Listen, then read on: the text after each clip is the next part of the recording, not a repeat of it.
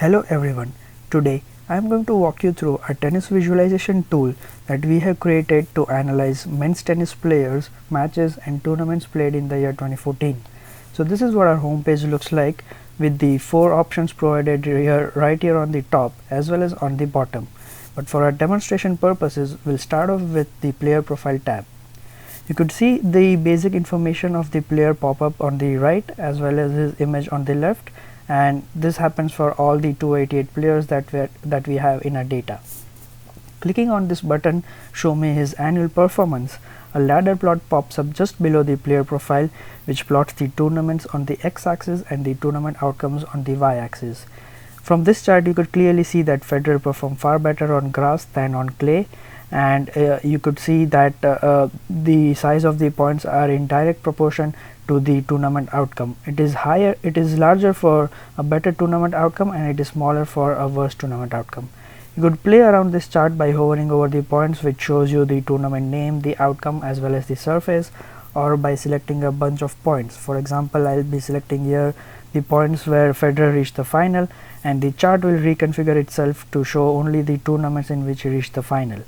If I want to further analyze a particular match, for example the final of the Wimbledon tournament, I could click on it and it will redirect me to the match analysis tab, where a radar chart will pop up and it will show the important metrics by which the comparison is made between the two players. So we could see here that even though Federer lost the match, the first serve percentage for Roger Federer was far higher than Novak Djokovic, as could be seen from these statistics. This could be done for all the 2600 matches played in 2014, and this could be used for strategizing as well. For example, assume that I am Roger Federer's coach and he's reached the semifinals of Australian Open, where he's going to face Rafael Nadal in the semifinals. So what I could do is I could select the quarterfinal round, I could select the Rafael Nadal in the player and click on go, and I could see that Rafael Nadal tends to create a lot of double faults and his second serve percentage is quite low as well. So I could inform Roger Federer to pounce on his second serve as and when possible. So this is how it could be used in strategizing.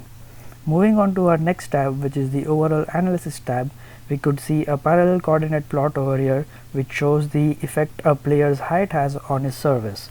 So as expected, taller players tend to serve far better than the players who are short, and we could use this chart to gain other insights from the data as well by selecting two or three axes over here and brushing on them.